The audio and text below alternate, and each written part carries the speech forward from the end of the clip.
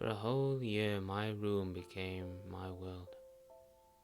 I was stuck in the room and I couldn't leave, I couldn't live. I lost social skills, I lost confidence, I lost many things. At the start it was great, it was comfort, I was healing, since I had an operation. But then that comfort slowly turns into stagnation. My name is Solar Riz. I managed to heal, I managed to overcome that. And here I am today, on camera, speaking. I didn't even think I could ever do that, but I managed to rebuild myself, and now I want to share and help other people. I was in third year university, completing my dissertation, and I was stressed. I was really stressed. It wasn't going well, and I got these sharp pains in my scrotum, my balls.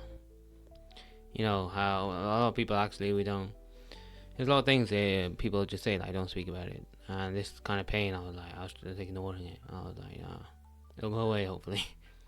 It didn't go away. It got worse. It got so much worse to the point where I had to go to A&E. I had to go to hospital suddenly. One day I just woke up and my scrotum was heavier, like literally heavier. And the pain, it went from sharp pains to just constant ache, and then sharp pain hit me. I was like, bro, something wrong. There's something wrong. I gotta go. And while I was going there, it's getting worse and worse and worse. I had to wait in the hospital emergency room for hours and hours before I even seen, and my scrotum literally transformed. Like, I had cysts on both testicles. So these cysts, they just kept on getting bigger with fluid. And I didn't take any pictures. Yeah, I wouldn't even show the pictures right here, obviously. But for myself to remember how it looked, I can't actually even remember properly. It was traumatic, and I normally document things. I take pictures, but this, I was in such a panic. I just had to go, and I stayed there, sitting on a chair, even thinking, like, should I even be here right now? Like what's going on? I was actually, it was one of the most terrifying moments of my life, where your balls literally transform. Like, they don't look like normal balls anymore. They're double, triple the size.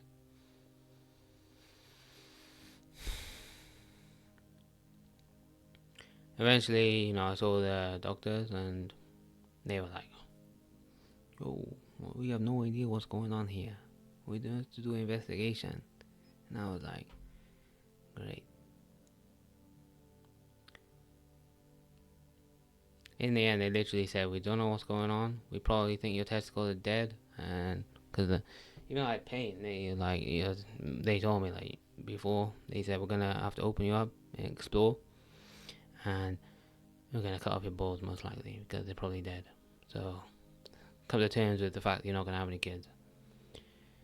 And since that point to the operation point, yeah, that was a rough time, because there was some heavy thoughts in that time. Some heavy thoughts.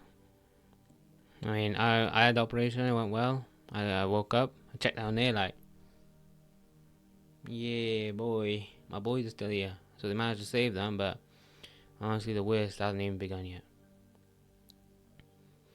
Combined with my chronic illness, eczema, it literally just was only beginning. Because of the operation, I suffered severe nerve damage to my scrotum. And this was another chronic illness added to my list. But this one was next level, especially at the beginning. The scrotum couldn't even touch my legs, that's how much it hurt. And none of the medications worked for me. The mitriptyline and whatever, pregabalin or whatever flipping medication they threw at me. I tried them and they messed me up even more.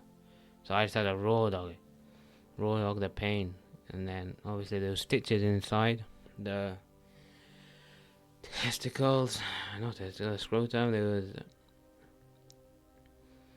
There was stitches on the scrotum, and bruh, they stank, bro. Like, they're dissolvable stitches, and yeah, this just, I'm trying to explain how unpleasant this was, because this is what made me isolated for so long.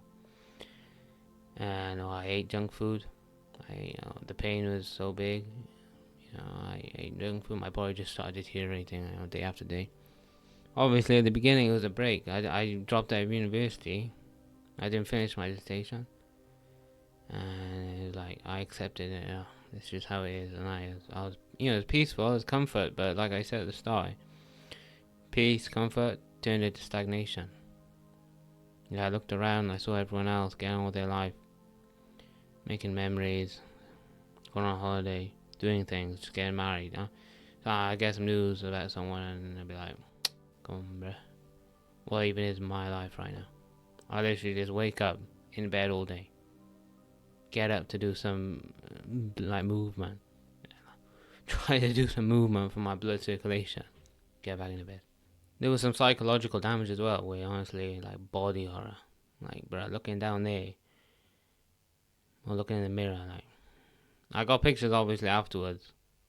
I take pictures for the sole fact that I believe, obviously everything changes, but you take the picture to remind yourself, and it's proof that it will change. Your life will change, because sometimes we don't want to take the picture because we don't like what it looks like, but trust me, take the pictures because you want to look back on how much you overcame. And the smell, bro. The smell of the scrotum, Jesus Christ. Like, these people, they don't warn you. They discharge you from hospital on the same day. They don't give you any warning of what's going to happen. Bleeding and stuff like that. Stitches. How it works. You just got to figure it out. It's crazy. After a few months, a depression set in. Like, full on. One I probably should have seen coming, but I was healing physically, but the mental damage was being done in the background. I had no awareness. I was able to walk again, slowly, more, but I actually had no idea what I lost in that process. My journey on getting back to who I used to be, having a working body, took a long, long time. Even I would just go outside, walk around the block of houses, just to start training my like the nerves or something, the pain levels. To like, I went around the block, come back that one day, and then the next day, too exhausted to do it. Next day, I'd go back out again. Literally, I had to learn to walk again because of how the scrotum's right there. Before this even happened, I honestly I didn't even acknowledge like the scrotum there. I just, you just live. And now I had full body awareness of that thing down there. The discomfort of like sitting, having to move around. I couldn't even like sit comfortably for so long, months. And that left a great trauma on me. Like I mean, it's been just over 3 years now, and I kind of am still there, like, a bit, I don't think I'll ever actually be the same as I was before.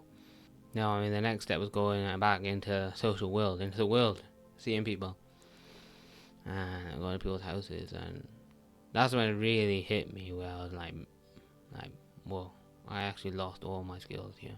I forgot how to speak, converse, and I go to people's houses, and they literally were like, "Oh man, where you been? Where you been, man? Yo, bro, you been dead. You been ghost." And I was like, honestly, I didn't even bother explaining because, well, I mean, why exactly? What's the point? I thought, what's the point? And also, they didn't exactly create the safe space to open up.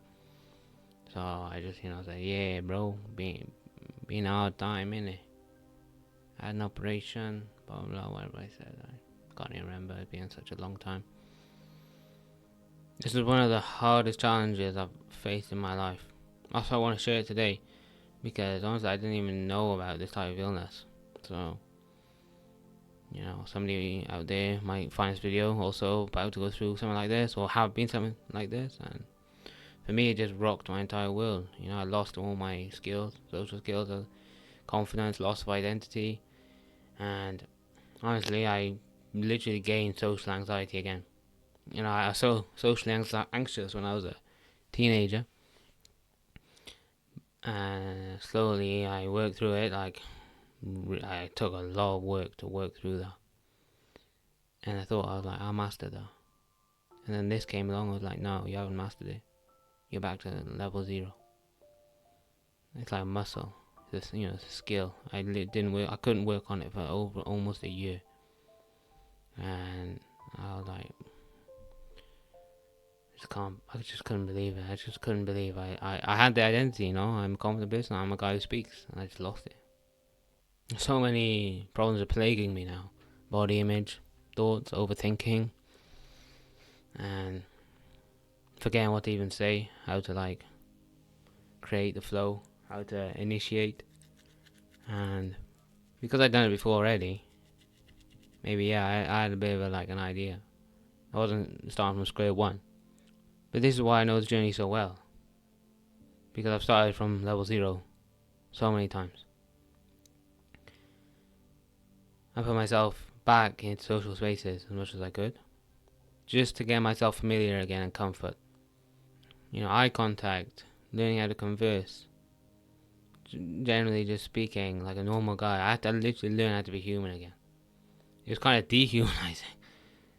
And looking at myself, thinking I used to be someone else, and now look at me. And going back to the university part, I obviously dropped out because of its operation, and I went back to finish my degree, final year.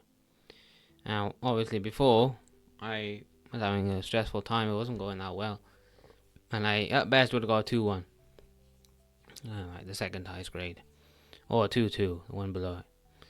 And yeah, that would have been okay, but honestly, I always try to do the best I possibly can. And because of that, I had so much going on, I just, it was stressful. But this operation that made me pause. And I went back the following year, I had more time, and managed to get a first class degree. With the extra time as well. It allowed me to work on the paper. I'm proud of that paper, it's one of the biggest accomplishments. Working through university while also having chronic pain in my testicles and skin problems, and then getting the first class. One of the biggest things I like to remind myself too is something bad right now does not mean it's bad forever. Like at the beginning in May, when I had it, May 23, the operation, I thought, it's just the worst thing in the world. But really, then you fast forward a year or two, and it's a blessing. You just can't always see the full picture. Sometimes it's also then the opposite. The best stuff you think right now that's going on is actually just the worst thing that's happening to you in your life, but you don't even realize it. That's why I'm telling this story, because I've gone through the process of being a shy person to becoming a person who can actually speak more than 2-3 times with everything that's gone on in my life.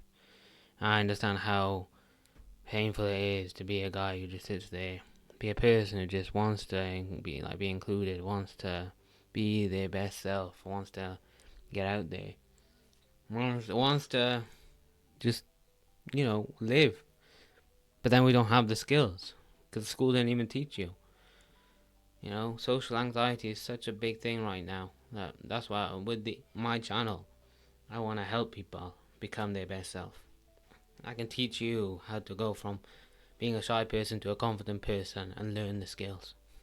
So subscribe to this channel if you're interested, and comment any struggles that you've had in your life, and I'm definitely interested to hear about them and hear about any social anxiety struggles as well that you're having.